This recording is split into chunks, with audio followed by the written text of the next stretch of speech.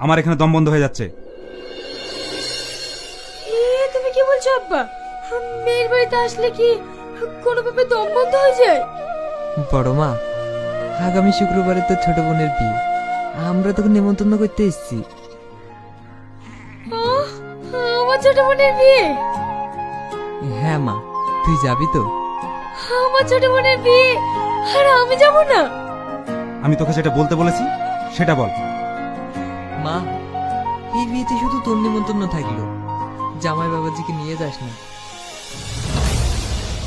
কাকা, এই বিয়েতে আমি যেতে পারবো না। যেখানে আমার স্বামী যাবে না সেখানে আমিও যাব না। সালমা, আজকে আমরা আরো 20 প্যাকেট মালের অর্ডার পেয়েছি। আব্বা এসেছে, এটা আমাদের যতীন কাকা। ভালো আছেন আব্বা?